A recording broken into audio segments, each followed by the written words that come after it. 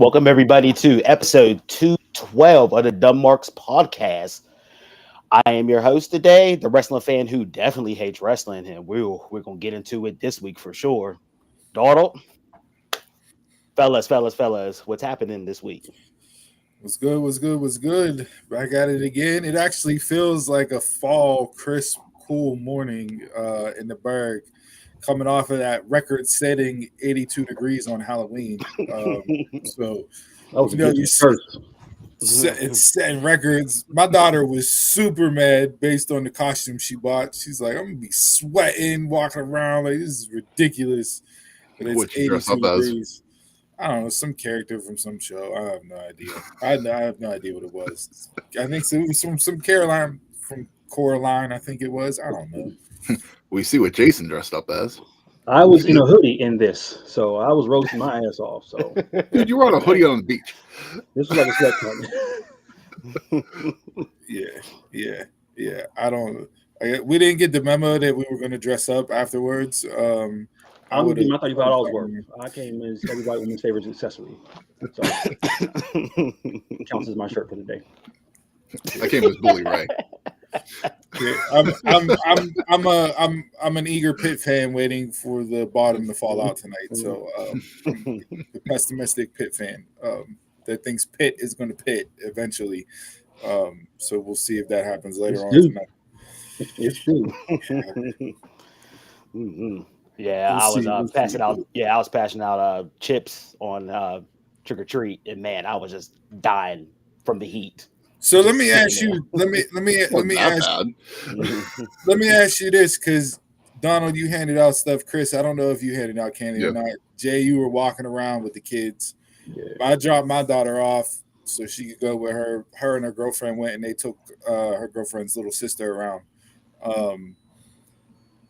Were there a lot of kids out? Because I saw a lot of people complaining that they spent like $100, $150 on Halloween candy and no kids showed up. Were there kids out and about doing stuff? We had a lot early, but it died quick. Yeah, there was a lot of kids on the next street over from my house, not on my street. Hardly. I only had 9 kids come because the road is bad. You know, it's a terrible road to walk. I can see your road. Yeah. Like, I know some neighborhoods did stuff and they had trick or treating last Saturday instead of it actually being on Halloween.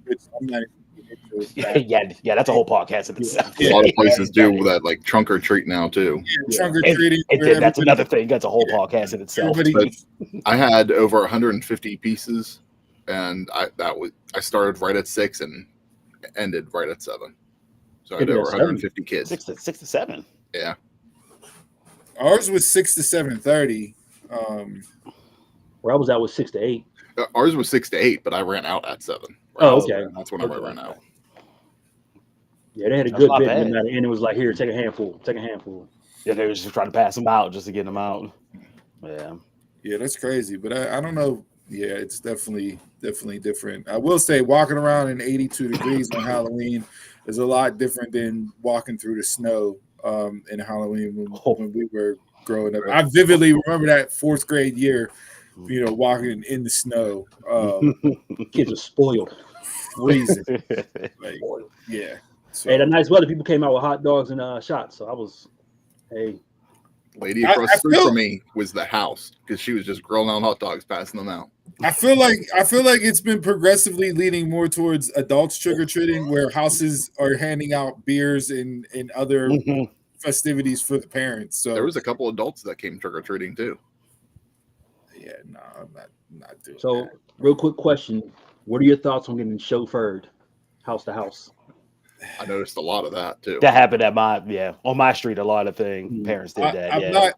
I'm not as mad as it. I'm not as mad at it as I was, 7, 8, 9 years ago, because it's definitely changed. So like just handing your kid the pillowcase and letting them roll out and walk around the neighborhood for 2 hours. It's without you, no, not without you. Yeah. Getting dropped off in the car though.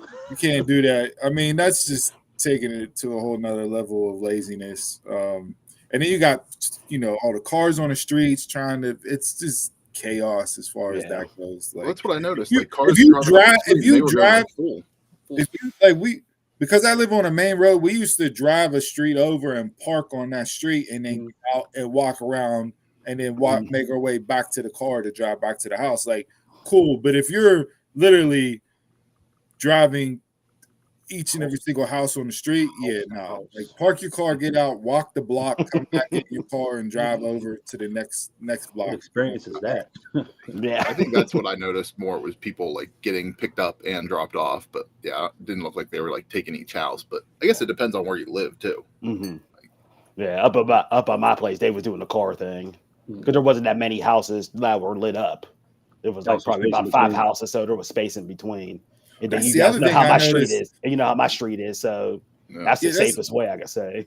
That's the other thing I noticed driving around. Like after I dropped my daughter and that off for them to start, like there weren't a whole lot of houses lit up like as much as I remember it being lit up. Like so, I don't know what's changed in that regard.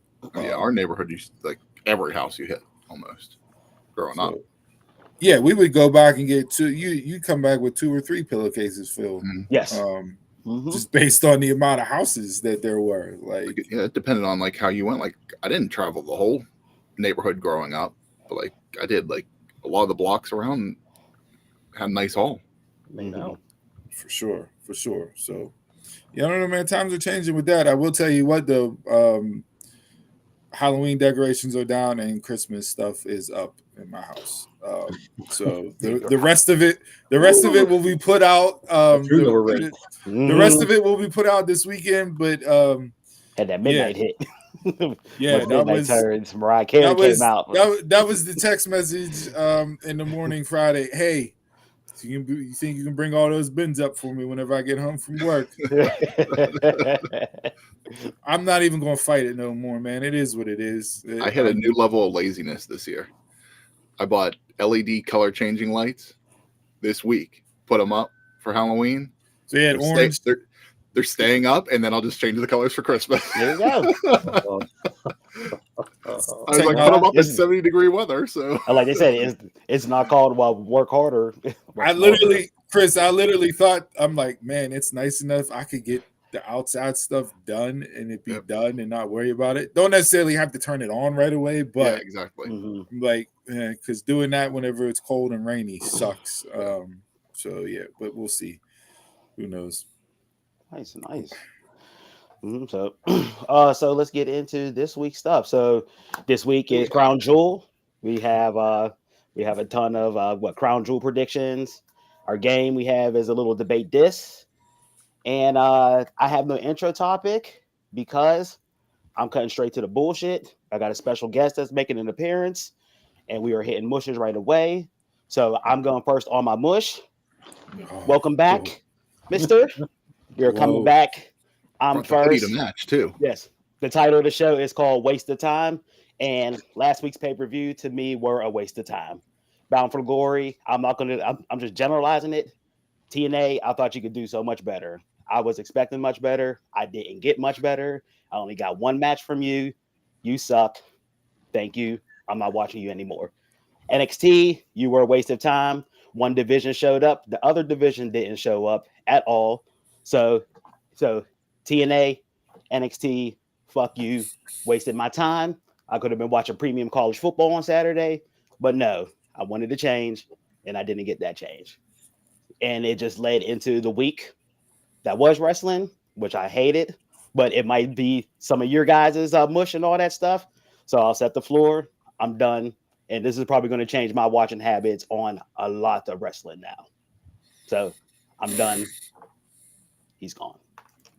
I'll carry it over because I'm pretty much the same. The whole week was a waste of time for me. Everything that I watched. I have a Mount Rushmore for my week, and it's pretty awful. But that was my Mount Rushmore. Because there wasn't very much anything good that I watched this past week.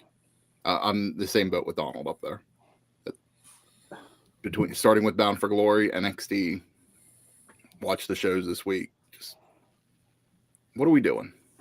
Like it made me think of Vince had a quote whenever he would do the conference calls. He who shall not be named.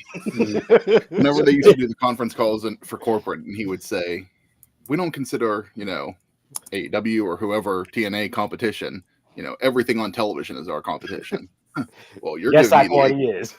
you're giving me the complete shits right now on almost every program that I was watching this week, and there's plenty of other stuff to watch that I can watch in your place. I watched Waterboy last night, and I got more enjoyment out of watching Waterboy than I did anything in wrestling this week. All right, so let's not to go too positive in a negative situation because we are talking about mushes. I will agree. Donald, Chris, and I got together and watched Bound for Glory last weekend. For me, it was a 2-match card out of the entire night. A lot of the stuff that I said on the prediction show came true, so you're welcome. Kazarian won the Call Your Shot. JBL showed up. They screwed over Joe Hendry. Cool. The match itself was Yeah. To me, the 2 matches that made the night, and they didn't make up for the rest of the pay-per-view being bad, was Masha Slamovich and Jordan Grace, and then Moose and Mike Santana. Those were the 2 matches for me that made the night. Everything else was just fart in church, so to speak. Jordan and Masha for me. Yeah. So Even Alexander? Bro, I mean, him and Macklin were physical, but it could have been better. It didn't add anything. It was just whenever something. it's bound for that. You call that your big event of the year. Like last month's TNA Plus event was so much better than what the past 2 pay-per-views have been. Yeah, Slammiversary and Bound for Glory for me were letdowns based on the hype that I had going into both of them. So, and based on the hype for Bound for Glory, based on how the card shaped up, I had really high expectations outside of the triple threat tag match. Yes. But other than that, I was really excited for that card, and just didn't come to fruition. I thought NXT wise, the women's tag match was good. I love the Fatal Influence stipulation, turn it into a gauntlet match. That was great. Zaraya was to be expected, which she was. Dominant force on Tuesday night. Hey, Tony Khan, that's how you were supposed to book Camille. How you were supposed to book Camille. Yes. And that may be my mush. That may be my mush. We can get into that. I figured that would be. Man. But, yeah, I'm not gonna go too bad. I think it was definitely over expected, under delivered in regards to the pay-per-views last weekend. So. I mean, boy. You brought it up. There's not much there. It was that whole main event scene, and then spoiling over in the Tuesday with in 2 segments on Tuesday. And on 2 segments on Tuesday. Yeah. Like the whole Bully Ray in the crowd, the Ridge. It's spoiling Ridge for me. And I hope it's Ridge. Like Ridge now, I'm enjoying Ridge. He's cutting better promos. He's better on the mic. I want to see where he goes with this. But everything just fell flat on Tuesday. I mean, I get them having to rush it because the ECW arena show was 2 weeks out. So I get that. I'm not mad at the angle for it being in the ECW arena. You're having, ECW originals come back in. Francine announced that she's going to be there. You got Dawn Marie being a guest referee. You got Nunzio leaving a voicemail for Tony D. Cool. I'm happy with the nostalgia coming in. But yeah, it definitely rushing it, is what hurt. If they would have set up the Ridge coming in and ruining Busted Open like he did in the pre-show, and have that be the end, after NXT went off the air, if Dave and Bully would have did something and Ridge came in then, and then that disrespect carried over in the Tuesday night, you could have still set up the match. You didn't need to have Bully make the save to set up the 2 segments for Tuesday to make the match announced. That too much interaction. Yeah, that wasn't necessary. So But yeah, I mean, we'll see. Like, I am excited to watch the ECW show in the ECW arena on the 6th. I am just because it's ECW arena. Yeah. So They gotta have one cam. One cam. Zoom in as far as you can. That's it. In the building, we can't see. No parking lot drama this week. All right, so we got the Rosie Red Donald's mushes out of the way. If it wasn't women's wrestling, it was all mush this week to me. See, I'm not as down as you guys. Don't get me wrong, I am down. There's a lot of stuff that was not good this week, but there were bright spots as well. So I think I'm looking forward to hearing what the bright spots were. I mean, I can rattle off some bright spots, but since we're on mushes, so Jay, yours was just the week in general as well. The week in general, but more specifically the main event angle on NXT. All right, so we got recap video is going to be so short.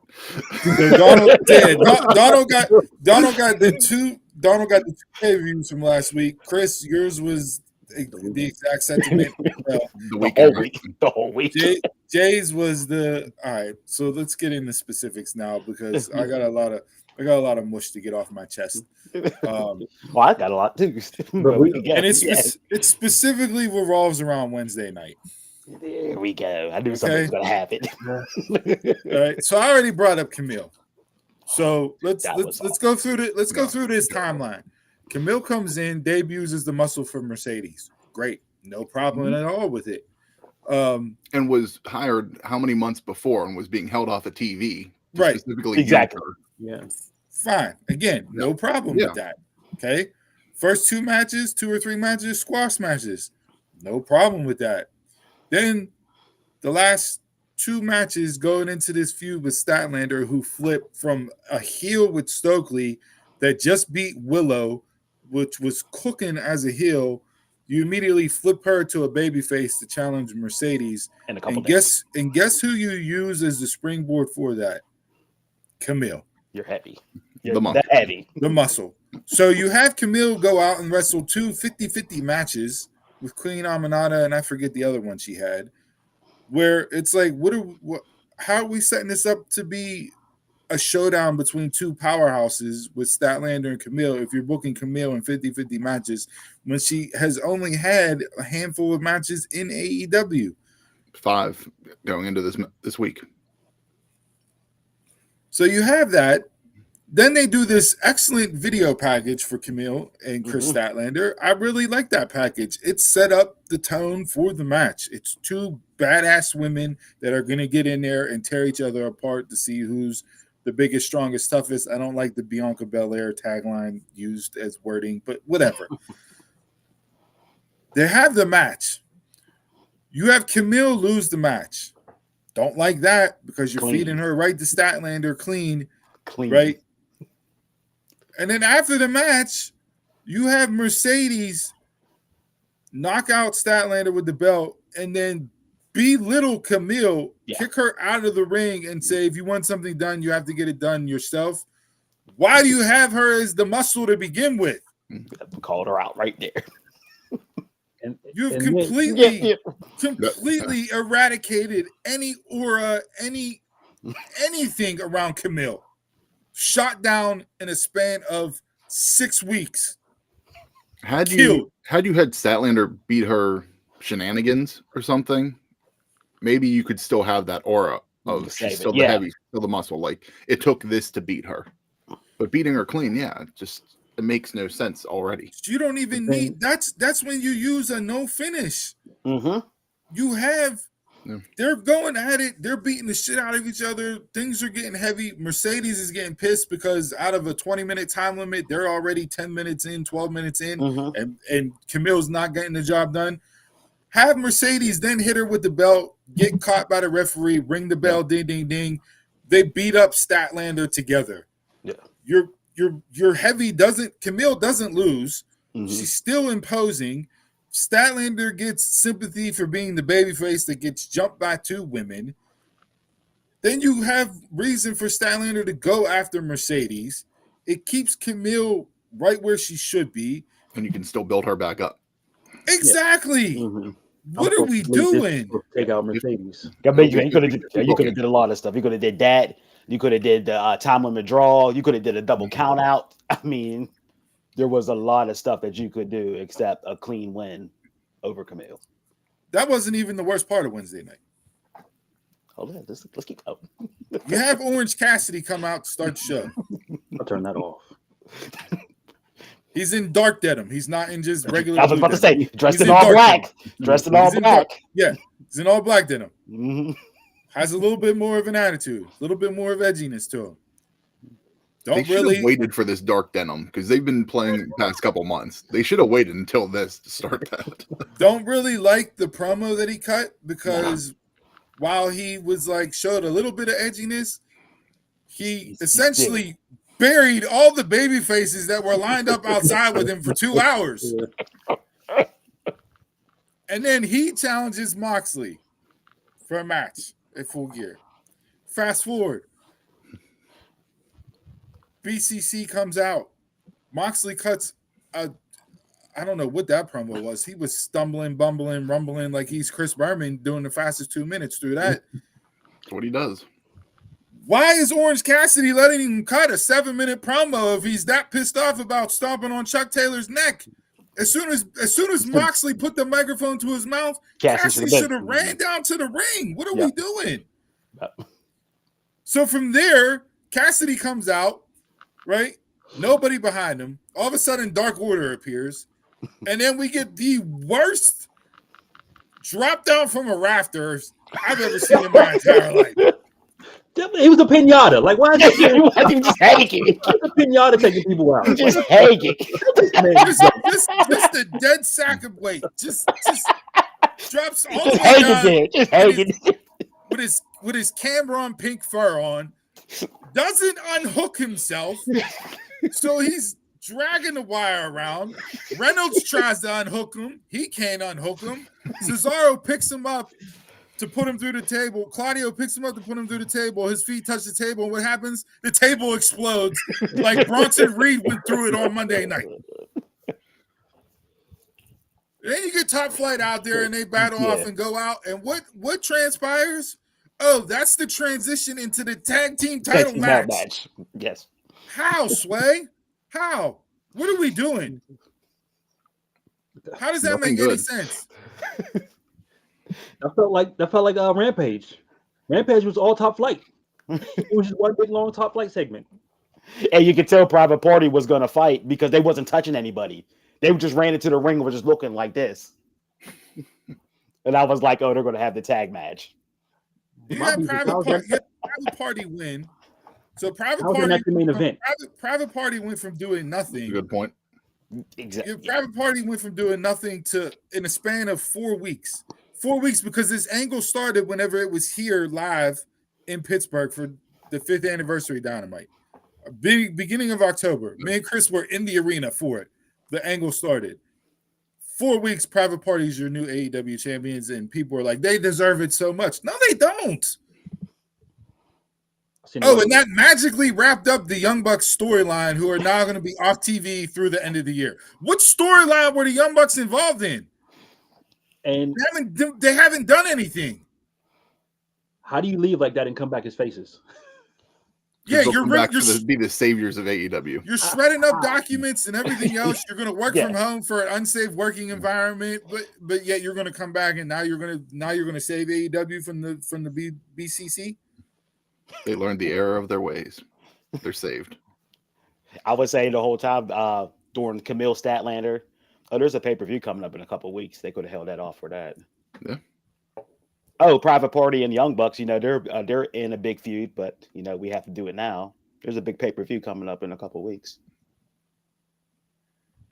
Yeah, why not build things up more? Hey, that's what happens when you listen to Fan Backlash.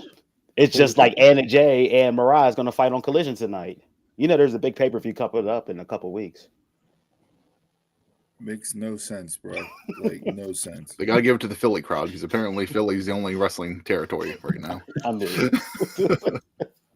Like I don't understand, man. I really don't understand. Like I am trying. Like, and don't get like I like the Kyle Fletcher promo. I like Mark Davis coming back, and then AEW botched it with their Twitter announcement. Mark Davis and Kyle Fletcher are not the United Empire. That wasn't their tag team name. You can't hashtag them as being the United Empire. They were hashtag Aussie Open, you dumbasses. They were a part of the United Empire. They weren't the United Empire. They were Aussie Open. So let's just bury that because why let facts ruin a good story?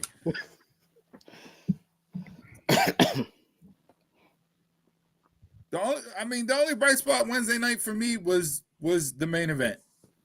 And even that I could have a little nitpick on because you had Shelton lose right away. No.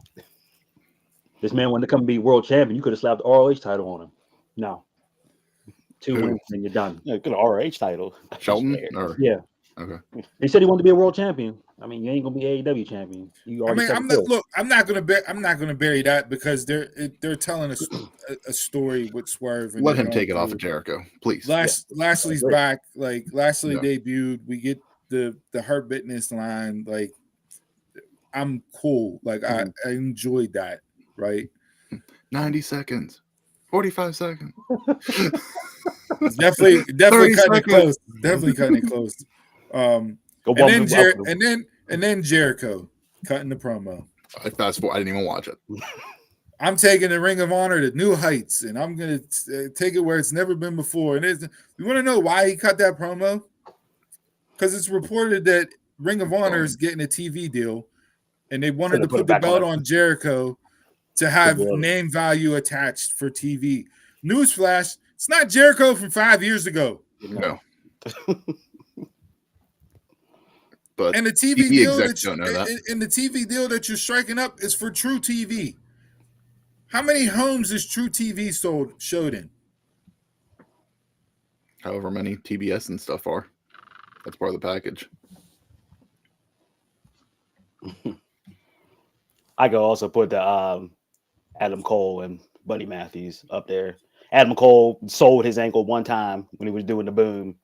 Then every other time he wasn't even selling the ankle. And I swear to God, if they have Adam Cole run through House of Black for 3 victories to get MJF, I'm completely done with fucking AEW. Do not feed House of Black to Adam 100%. Cole. Yeah, like that whole thing was terrible. Buddy was putting him in all of his finishers, and Cole gets off the boom and the Panama Sunrise and pins him. I'm like, come on now. I know hot topics and body shaming, but a lot of wrestling is about optics.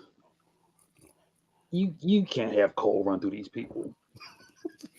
Bro, Cody Rhodes is catching a lot of flack for saying, that it vanity. Yeah, he said, but they were calling him out because your dad was Dusty Rhodes and he was the complete. But he had charisma. He was the common man.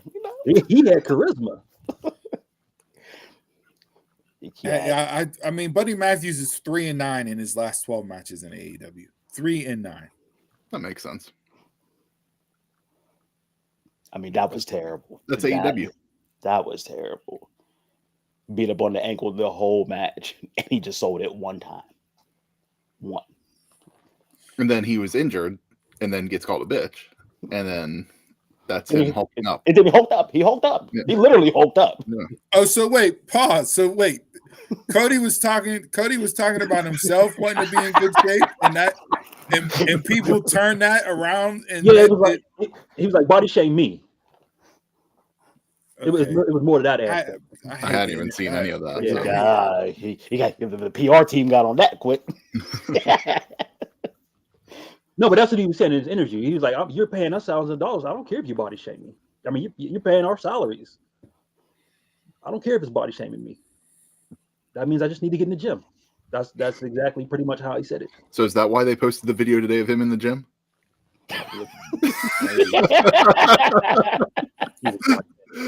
By the way, I logged onto YouTube. That was the first thing that showed up was Cody in the gym for his morning workout before Crown Jewel.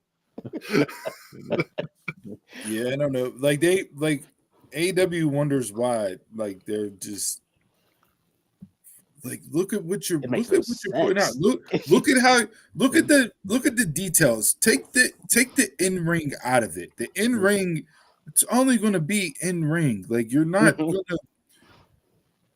But look at the way you're producing your show. Look at the way you're running segments together. Yes, look at how you're setting it. Look at the way you're putting the show together. Like, what is there that's compelling in that setup from Wednesday night that is supposed to make me want to watch for 2 straight hours? The way the show flowed. Not to mention just the fucking idiotic logic between storylines and promo. Yeah, like just everything. None of it makes sense, man. None of it. And then your Rampage last night, the 2 trios babyface tag teams were wrestling each other for what? Bless him. Yeah, Dark Order and Top Flight wrestle each other. Why? So they can see who's toughest to take down the BCC. But they like ain't they partners in that fight? Oh yeah, Dark Order's on the yeah. And why are we trying to hype up Dark Order again? Like, are we taking all the talent we forgot about and it's time to refresh it again? Oh, they're in the battle. That's what Moxley's supposedly doing, right? Like, Pete magically got. I know Stokely Hathaway's taking a lot of credit for being the cultivator of champions because he made Private Party champions, but Moxley, he smashed Isaiah's hand, and 4 weeks later they're tag team champ. So I guess he is, he tore up Alex Reynolds' ribs. Maybe Dark Order is going to win the trios titles next because he injured him. Brandon Cutler is going to be a main eventer now because he smashed his hand on Wednesday night. I walked past that segment. I was like, what the fuck is this? And then to add on to the stupidity, Christopher Daniels, who has been a thorn in the Young Bucks side the entire time, when Matt Jackson goes, we're working from home, this is an unsafe work environment, Daniels is losing his mind like, don't go, we need you guys so much. What are you doing? Am I just supposed to not realize that I watch this show weekly and I see what you have done? Yeah. And how you stepped up as the appointed EVP when they took out Tony Khan back in May or April, right before the draft. But now you're like, don't go, I need you. Yeah. I need you. You suck ass simp. Like, what are we doing? Never made sense because he's like running the show, and then you'd still get this stuff. Well, Tony Khan was just in my ear, and he's announcing this. Like, why aren't we just eliminating Tony Khan altogether? Like from here. Twitter also. Yeah. Just disappear for a second. Like if you want Christopher Daniels to be the authority figure, Tony Khan should be making the matches. Christopher Daniels should be making the matches. The only thing that hasn't been screwed up so far is Hangman and Jay White. That's the only thing that right now I'm looking forward to on Full Gear. Just wait. That's it. That's the only thing. Hangman cut another great promo on Wednesday night. Mm-hmm. He's extremely underrated on the microphone. And like that's the only match on this show that I care about. I don't care about Cole and MJF. I don't care about Mox and Orange Cassidy. I don't care about Mercedes and Statlander. I'm sure we're going to get some form of Swerve and Bobby Lashley or something else. Like I do probably get Anna Mariah again. That's not going to happen tonight. Won't be watching it. You're not getting $50 from me. Sorry. Nope. Not happening. So yeah, that's it. I'm off my soapbox now. Yeah. There'll probably be more to come. All right. So let's continue on. So WWE now is going to start doing the AEW Diamond Ring. That's what we're going to do. So we're going to sit there and take these belts are going to stay here, but the champions aren't going to take them. They're just going to be at the experience for you to experience it. And then we're going to give you a Super Bowl like ring. I was like, because we're going to do this every year, so then you can collect more diamond rings. I was like, that's the fucking AEW Diamond Ring shit.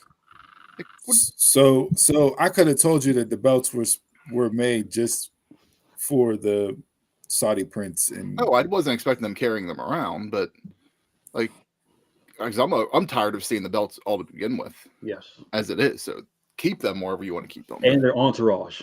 Yeah, it's not the Stanley Cup, bro. Like, what are we doing? Yeah. Or it kind of reminds. It's a little bit of the Stanley Cup and whenever they made the $1 million title. No. Those guys. Yeah, no, that was. And Triple H yesterday, you could tell how annoyed he was with that crowd. I don't know if you guys watched it or not, but like they were. I didn't watch the kickoff, so I heard the whatever they called it yesterday, the kickoff. I didn't watch it. Yeah. Oh, they kept like interrupting him by chanting stuff, and you could just tell like he was okay with that at first, then by like the end, he was just like, get me the hell off this stage.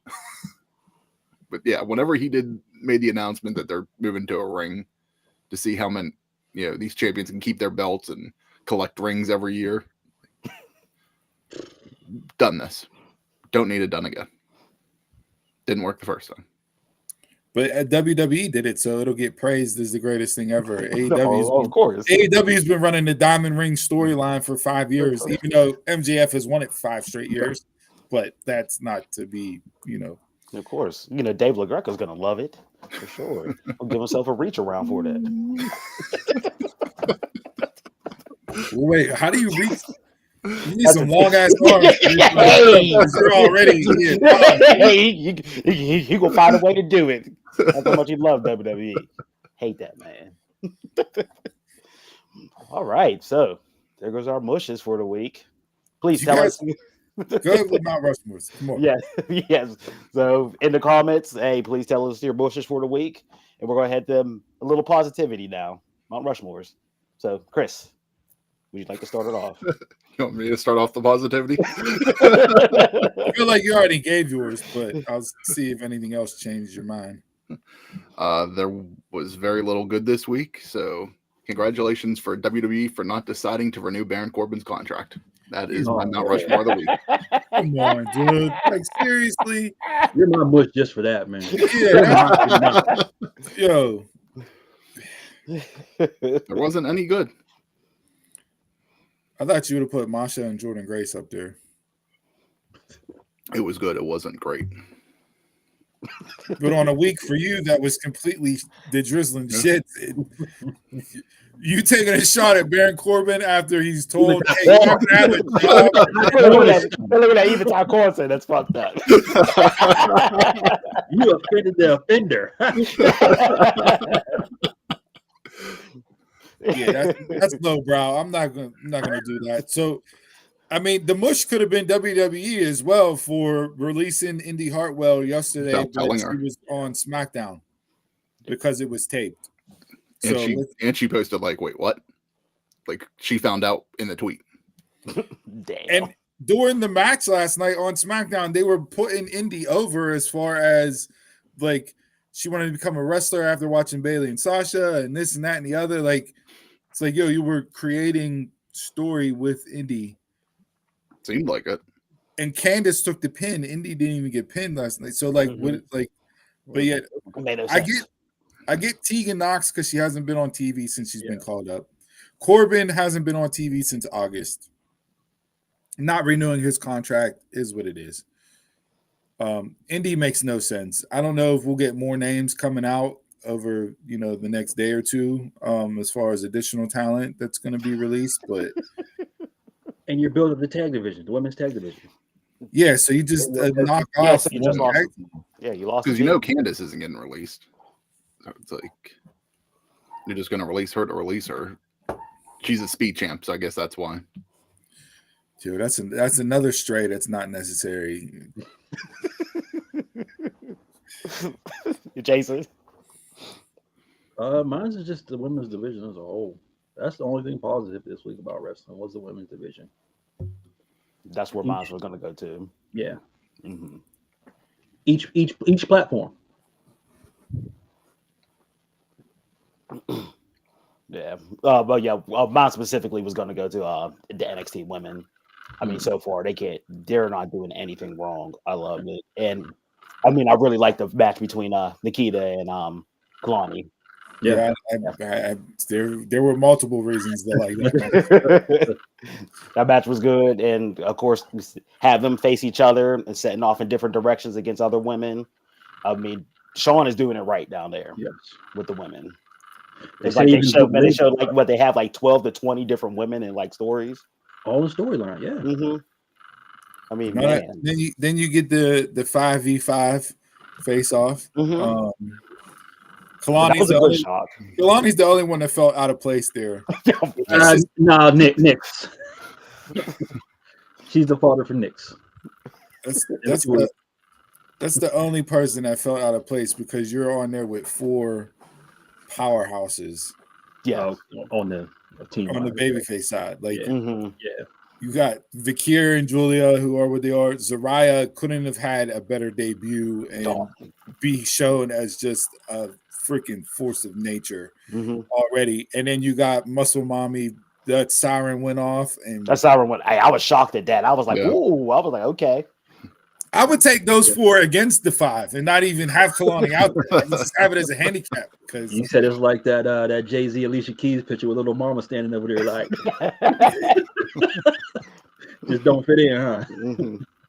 Yeah, that's the only. The other side was tough too, except for Jasmine. I mean, Jasmine has her ups and downs, but I mean, gosh, the only thing I didn't like about it was that they're fighting next week, and it felt like real AEW-ish. 10-woman tag, it really felt. Everybody has to get on the show. Yes, like everybody has to get on the show. Well, I mean, they don't have war games, so it's not like they have to build the save to that. So that's not.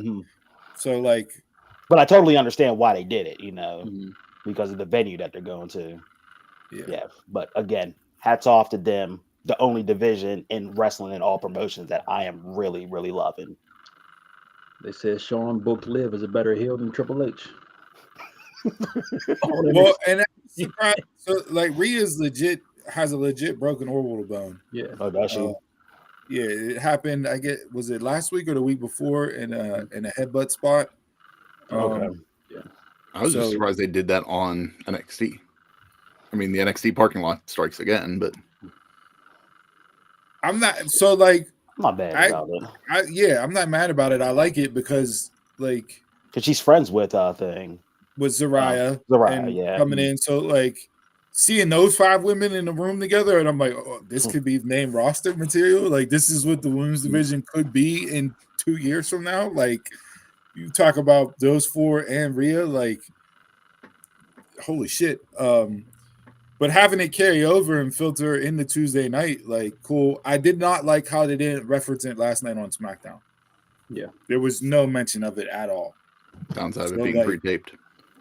Yeah. Oh, yeah, that is right. Yeah. Yeah. Which sucks. Then you had Tiffany Stratton. Ready for that storyline to go wherever it's going. Because I'm just waiting for the pop whenever she wins. Yeah, she did an interview where she's like, the fans are making me a babyface. I don't think she wants to be a babyface, but you gotta put your foot down. Hey. Play into it. This is your moment. If the fans make the babyface, you take that shit. Well, but look at the 2 champs that she be cashing in on. They're both heels. So like automatically de facto, you're gonna be a face. A face. Like even though faces typically don't cash in the money in the bank. Like occasionally you have 1 or 2, but historically it's for a heel. Pull a moose. Yeah. Let the babyface beat one of them, then she comes out and cashes in and get the heat off of that. Well, you can't do that today because you have Liv and Nia wrestling each other. So it'll be a heel cash in, but she'll probably be a babyface champ. Yeah. Steve? My Mount Rushmore this week is the Yeet, the Bloodline, the story. It's there. It has me. I'm right back in it. Like it never left. It's still progressing in a way that makes me want to tune in and watch it every single week. Jay and Jimmy, Monday night, cool. Last night, Jay coming out, establishing what the deal is going to be. And standing across from Roman as he's cutting that promo, to me, that was Jay's probably best promo. No. In this spot. 2, you looked in there and you didn't see, like, there wasn't a clear delineation now. Like Jay said, we're equals. Jimmy, not so much. But Jay and Roman, like, yeah, Jay is up there based on the work that he's put in. Like, he's there now. So, like, I liked everything about it. And then to have Roman just say one word, yeet, crowd went bananas, and then they all throw up the ones. Like, let's go. Like, what are you going to give me? How are they going to lose today? Is what I want to know. Which I was surprised that didn't end the show last night. Jimmy takes the pin. Well, no, you had to go. You had to set up. Cody and Gunther and Randy. Got to do all that, and Kevin Sneaking looks at the belt. Like there's a lot going on. There's a lot of moving pieces. I'm enjoying the Orton Owens Cody story, like, because it's layered. There's different things going on there that they can shoot off into. You got Survivor Series coming up. You got Rumble coming up. Like, Rock coming back. Where does that lead to? Bloodline. There's still so. Yeah, give me news, huh? Give me the Bloodline last night. Like I said, no, wait till Sammy Uso come back. Well, that on Monday night was great too. But I see, and this is I said I hated the internet wrestling community earlier based on what they did, but they went back throughout the week after they showed Sammy getting caught talking to Solo. They went back and put the clips together and showed how Solo was always sticking up for Sammy and taking care of Sammy from the day one the entire time through. So, like, Sammy having the conversation with Solo, and some of the stuff I forgot, but it was like, okay, I can see why Sammy's talking to Solo. Like, it absolutely makes sense. But that just adds another layer to the story. Like, it's just, yeah, I'm here for it. I don't care. Jay shaking his head down there. It don't matter to me. Like, my thing is get Jimmy and Jay off the mic. More so Jay, because this whole I think the yeet movement is killing his promo skills. It's like you got to play into the cadence. Because you just say a phrase, Yeah. Not saying what you want to say. Did it kill Stone Cold's promos whenever he went into the what cadence? No, because he could play into it. You see Jimmy pausing, or it's like he's thinking he's forgetting. It's like he's forgetting his lines or something. That's what that's looking like to me. Like his pauses, and it's just like, what are you saying? Just spit out a full sentence and get it in before the yeet. The crowd's gonna eat it up no matter what. That's all that matters. Yeah. So, all right, so there we go. Those are our Mount Rushmores for this week. Again, in the comments, give us our hit us up. Tell us what your Mount Rushmores are for the week. So let's get into predictions for Crown Jewel. We got 7 matches. This is unusual for WWE. Well, it's Saudi, so they had to add 2 more. I was surprised that nothing's like a pre-show because they've done pre-show matches over there recently. Let's kick it off. We'll go Seth Rollins versus Bronson Reed. Again, Monday night. This was really done well Monday night. Like, people were like, Bronson didn't sell the curb stomp. It's like, no, he's supposed to. He's a monster. Like, it's what it. I just didn't get that aspect of people complaining about that. And then the Death Valley driver off the truck through the tables was like tremendous. They're cooking with this. I'm liking everything they're doing with these two. So I expect this to be a hell of a physical match. I hope this isn't the end of it. Like, this is the match based on what's gone on and transpired so far that I would be okay if there was no finish to. Okay. And then you can carry it over in the Survivor Series. So give me Bronson. Seth's at the point where Seth doesn't need victories no more.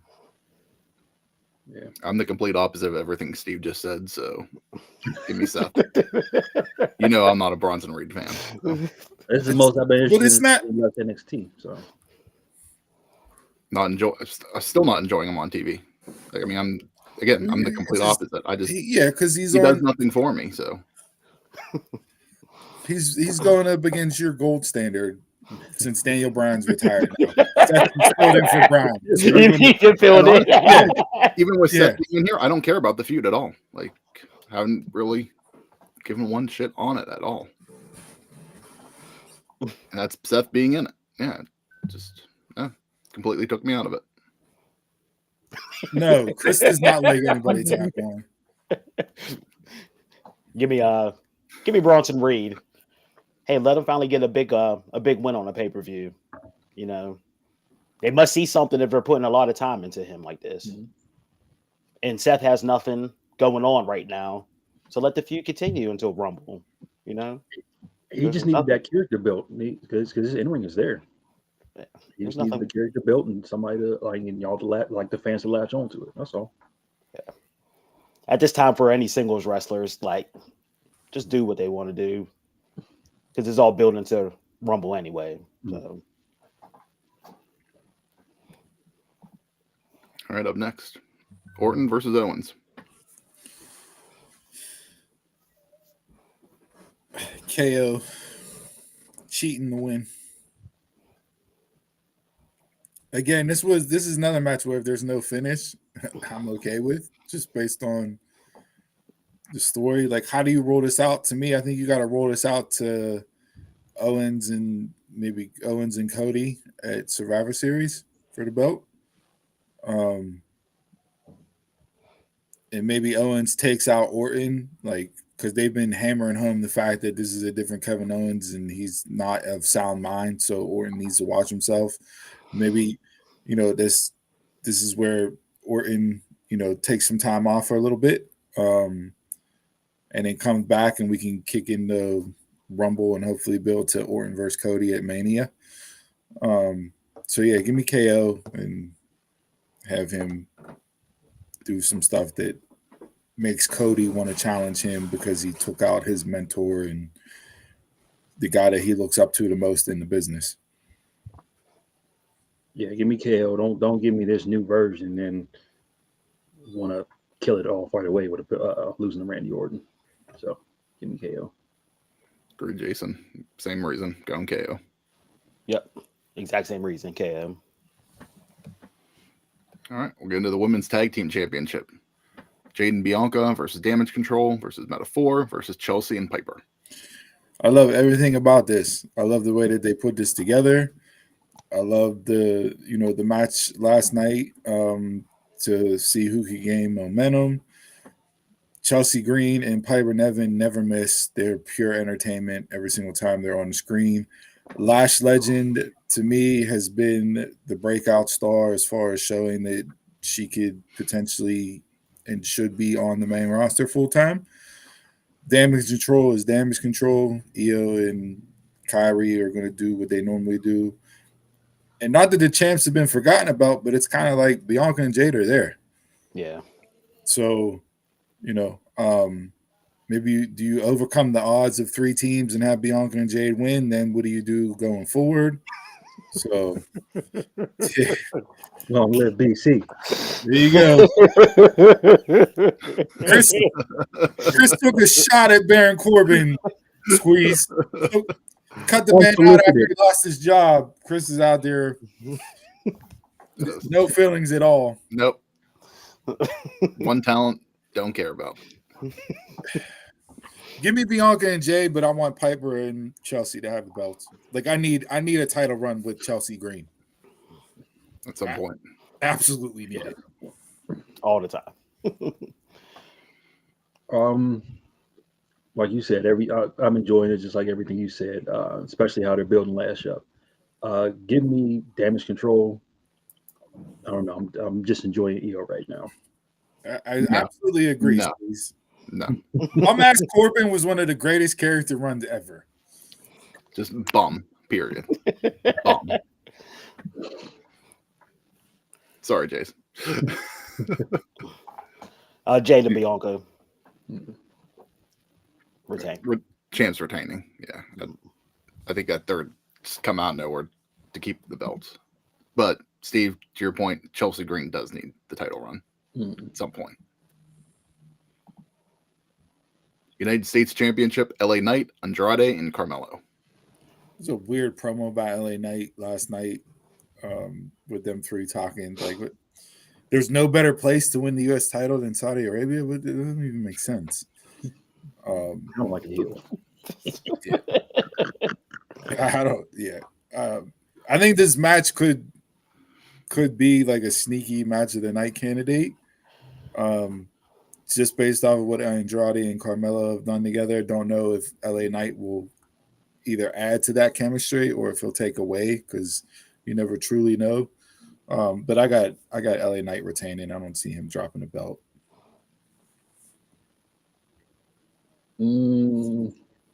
Give me Andrade. No real reason, just for change. Change it up. Yep. I'm LA Knight retains. Andrade. Need a change in that title. Right now, I feel like he's giving off a better presentation than Carmelo Hayes. So Carmelo's winning. All right. First Crown Jewel Championship. Liv versus Nia. Nia. Queen of the Ring, women's champion, and now the champion of champions with the Crown Jewel diamond ring. So give me Nia. I love everything she's done since she's been back. Give me Nia. Chris will shit on her just because it's similar to Bronson Reed. So. No, I'm a Nia fan. So I'm giving the win to Nia too. Nia. Liv's winning. All right, or the men's. Gunther versus Cody. Gunther. This is the only thing that I go back and forth on, Steve. Are they going to give it both of them the king and the queen of the ring and the Crown Jewel Championship? Do you think? Because I'm with you. I think Gunther's going to win this too. But I mean, all like Nia, but Liv is going to win that match. It's going to be distraction, Dom getting involved, etc. Like Raquel, there's going to be a lot of pomp and circumstance in that. So I do think, even though I picked Nia because I want Nia to win it, I think Liv is going to actually win that match. This one, do they give it both on the same brand though? Too? Then it'd be Liv and Gunther. Yeah, I don't care about the brands. Don't mean anything as far as this goes. This is just title. Yeah, this title. Yeah, champion versus champion. Like I mean, it's nothing at all. But I need Gunther to win this based off of the fact that one, he'd have one up on Cody, but two, it's what Gunther is. He's the ring general. He's the top dog in that ring. Yeah. He's the guy. Everything that he does is to keep the mat sacred. So there's no reason that Cody needs this win here. None at all.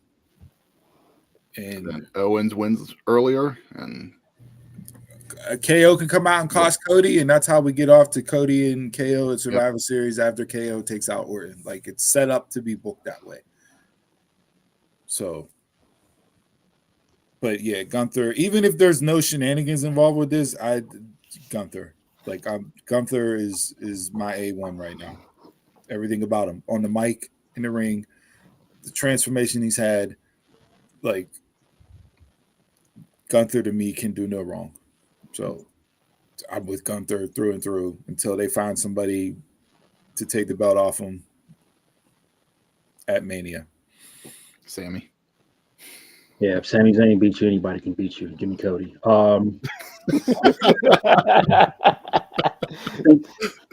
Cody needs this because his title reign is feeling secondary. Just what is this? Just everything. This does nothing to help his title reign, though. You're the you want to go with the Jericho resume checkbox here? This is what we're doing. Cody's champ, so now he's the champ of champs, and he's just gonna get a ring now. Checking boxes, the longest intercontinental champ ever. Checking boxes, Mr. Undefeated, checking boxes. NXT champ, checking boxes. No, Gunther has earned all those. So is Cody. I mean, I like both of them. So, as you shove a little W cake in your mouth. No. Yeah. don't choke. I am a hostess hoe now. These are my hostess or home. Hostess hoe. I no Whoa. Hostess hoe. I thought it was just Christmas that you were boycotting. Little Debbie's. But you know what? Let me do it. All together. Calling yourself a hostess hoe is just crazy. No longer little Debbie's bitch. As you drink a peach Bellini 7-Up or whatever. Shirley Temple. Yeah, Shirley Temple. This is the best. This is the most exciting news of the week that you and Lil Debbie completely broke up. Temporary. You need your space. Okay. I get it. I'm gonna go with Gunther here just to have the one up on Cody. And whenever Gunther loses his title, if Cody still has it, be like, guess what? I beat you. You never beat me. I want a shot at that belt. And still on a callback from their Rumble match that they had. Yeah. In the Rumble. All right. Final match. Roman and the Usos versus the Bloodline. Bloodline. Solo's Bloodline. I'm about to say, Solo the Bloodline. Solo's You gotta keep the story going. You gotta keep the baby faces down until War Games. What are the X factors tonight that happened to build up War Games? So is this a Bloodlines rules match? No, because Cody's not in it, so you know. There's really not a whole lot of shenanigans done on Saudi shows. So I don't know if you see anybody come in. Like, because, I mean, Hikaleo's on the roster, but word is that he's going to NXT and not going to be on the main roster right away. The Rock damn sure ain't showing up in Saudi. Yeah. So depends how much money they're giving them. I just if you have Reigns and Usos win now, there's no reason for War Games. It takes away from the War Games match. It's not. You still have that extra man, so there's your shenanigans. Yeah, because if Reigns and Uso wins, it's over with. We are the Bloodline. It's done. Yeah, Bloodlines 2.0 still has that extra man. So I don't know who's. They're probably gonna leave Tony Lowe out. Probably. And it's definitely gonna be Solo, Jacob, and Tonga. Tonga. Tonga will be the first one out there. What are you talking about? Come on now. The eye patch is going back on today. It's a terrific shirt on. But yeah, I agree. I'd be surprised if Solo doesn't win this match. Jason, you brought up before you thought Jimmy was going to take the pin, so. Nope, I need Reigns to take the pin. Hell no. Yep. I'll add more to the story. I would add to the story. You have Reigns lose, and Reigns starts to question everything. Why did I trust you guys? Am I the real tribal chief? We're talking about optics here. Yeah, optics. Ain't none of them boys pinning the tribal chief. Hey, he might do it for the company. You know, he's a company man. You know. He'll pull that crazy clause out. That brother battle versus war right now. This is the battle. Still got the war to come. If you have Reigns take the pin, you'll get shock on our faces like you did when Lesnar beat Taker at Mania. You will, but we don't need that. Not in Saudi, you won't. That's a waste of it then. You can't do it next month. So now you're just shitting on the Saudi fans? You shit on Baron Corbin when he loses his job. Now you're shitting on an entire fan base because this is the heel Chris. No, it's just you don't get that reaction on these shows like you do anywhere else. He's in his Bubba Ray bag today. He's hardcore. At least that's what his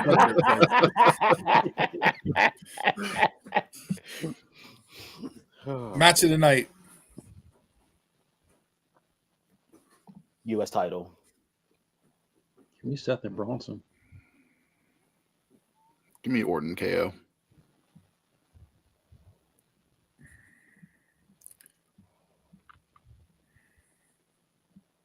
I'll go Cody Gunther. Gunther normally shows up and shows out in these types of moments, and he's done it on multiple occasions. So, maybe Cody will get a 5-star match out of this. Who knows? Fucking Jericho shouting out Meltzer on Wednesday night. I almost threw something through my TV during that promo. What? Fast forward through Jericho promos. Oh boy! So there Dave you go. Meltzer gave me 5-star ratings for my lineup match. I'm the Really, name drop.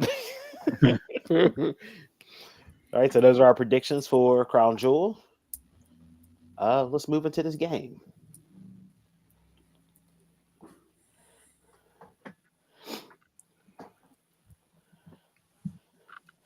Oh, jeez. This is Debate This list I found on the net. Top 10 wrestlers. Wait, this was actually out there. Somebody actually did this? Yes. Yes. So we have number 1, Too Cool and Rikishi, their aftermath dance. 2 is Prince Nana, the swerve. 3 is Fandango's entrance dance. 4 is Daniel Garcia's hip thrust. 5 is Jeff Hardy's entrance dance. Some of these aren't even dances. New Day, what dance did the New Day do? The tag team champion. The hip swivel? That's what we're calling that. Yep. 7 is Teddy Long's the Bop Bop. Alex Wright entrance dance. Norman Alex Smiley. Wright is a dance. Norman Smiley, the Big Wiggle, and Junkyard Dog, the Junk. I was like, where the hell's Disco Inferno on here? How is Daniel Garcia 4? Right? Because it's the new age of influence. Where's me and the Sheriff Cowell? I always want to say Sheriff Sure. This is probably American fans. Come on. Where's the Funkadactyls? Yeah, where's the Spinneroonie? Where's Booker with the breakdancing with the Spinneroonie? That was the first one that popped up, that's number 1. They did it one time in the New Day whenever they did Jeff Hardy's entrance dance was better than Jeff Hardy's entrance dance. Very true. How are the WCW Nitro girls not number 1 on this list? Their whole job was actually dancing. But were they wrestlers? They weren't wrestlers. Yeah. Why was the Crown Time shuffle down on here? Teddy Long is number 1. I'm sorry. For you, number 1? To me, the injustice is Alex Wright.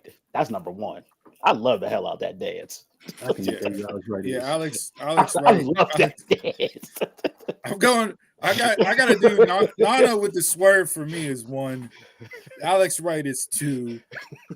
I'll go Teddy Long 3, Rikishi and Too Cool 4. Jeff Hardy's not even a dance. And Norman Smiley, it was like a variation of the Alex Wright. So I'll put Norman at 5.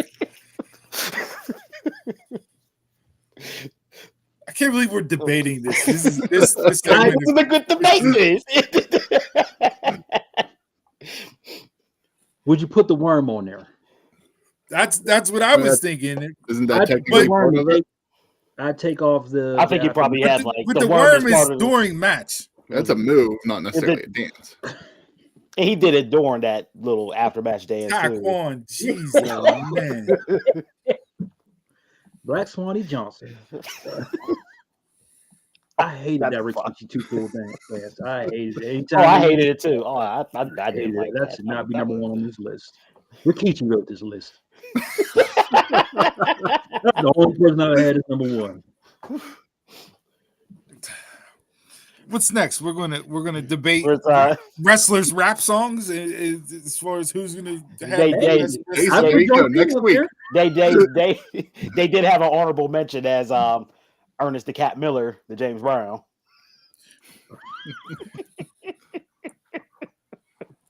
The cat was entertaining. The cat was entertaining. He was. Yeah, Swerve 1. Teddy Long 2. Teddy Long 1. I give Swerve 2. No, I give Fandango 2. Swerve 3.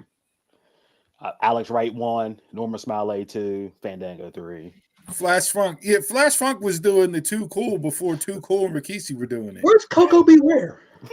What the bird? The bird.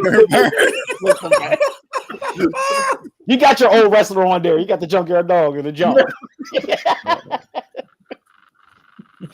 You got that. And how do we wait? If we're putting on Daniel Garcia with the hip thrust and Jeff Hardy with the, why are the Bushwhackers not out there? That's I mean, that they did it the whole way down to the ring, around the ring, in the ring. Like, what are we doing? We're putting Rick Rude on there. Yeah, I'm about to say, yeah, they got the New Day's hip thrust and all that stuff. Where's Rick Rude at? The shimmy. Shawn Michaels and all of his dancing, you know.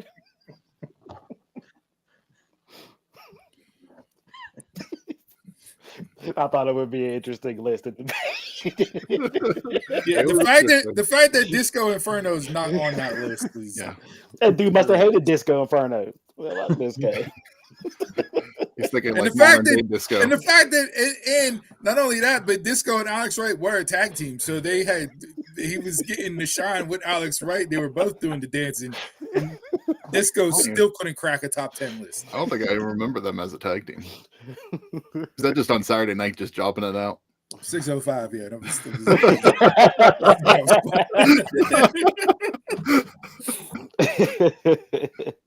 Yeah.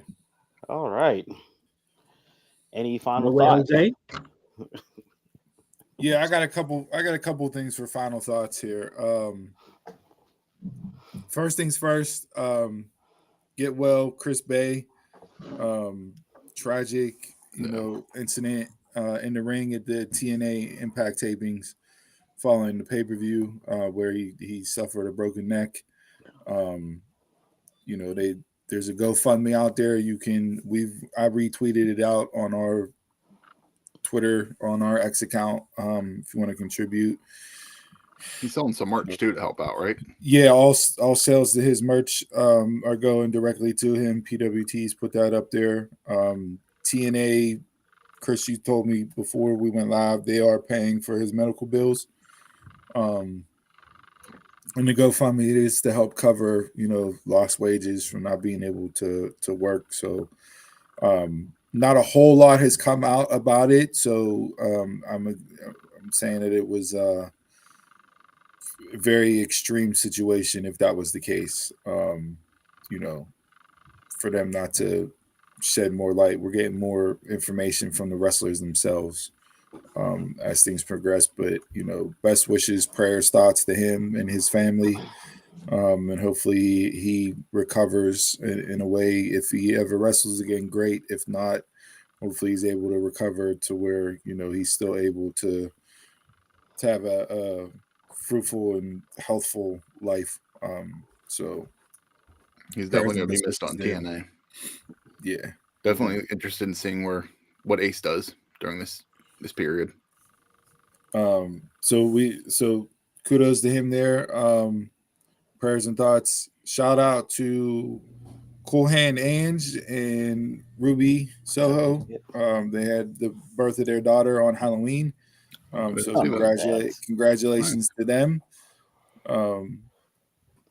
I already brought up Ange. I was like, who the hell is he talking about? Angelo Parker. Cool Hand Ange 2.0. Yeah. We already talked about Jericho and him winning the belt so they can have the TV negotiations, whatever. And then the other thing, MLW announced this week that Major League Wrestling grants best-in-class wrestling executive Eric Bischoff total creative control for an exclusive night of MLW presented live on YouTube. MLW One Shot, December 5th in New York City. Thoughts, excitement level. Do you care? Are you going to tune in? Does it mean anything? And this is all set up through what's the actor's name who plays Stingray on Cobra Kai? Okay. That bum. That bum. He's not a bum. So Eric Bischoff have total creative control for this. The rumor. Paul, what is it? Walterhauser or whatever his name is? I can't. Like that. Somebody put it in the chat. I know two people who are gonna be on that show, brother, and the Quad Master. He was on 83 Weeks with Bischoff, and he was saying that he was exactly Taquan. Exactly. The Quad Master. He wanted Bischoff to come in and do something with MLW and see if he could make it happen. And lo and behold, announcement was made. Court Bauer announced Eric Bischoff 1 night of creative control. So we'll see what Bischoff gets. Hey, listen, I mean, will it generate some buzz around MLW? Maybe. I don't know. There are a few bright spots in MLW. They have gotten back to a little bit more of their serious base compared to where they were, where they're completely just derailed and went off the tracks to where I stopped watching them. So I'll probably tune in just because it's something different and see what Bischoff does. As long as it's free on YouTube, maybe I'll check it out. He's a and then let's see.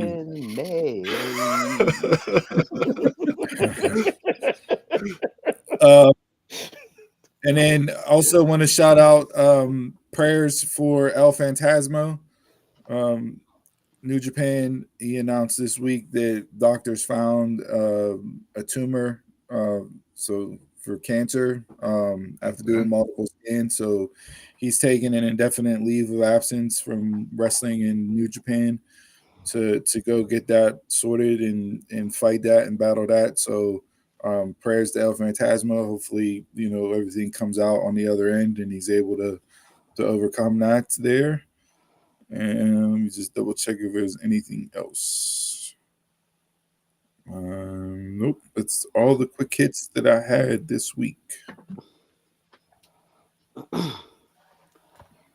All right. So thank you everybody for tuning in to episode 212 of the Dumb Marks podcast.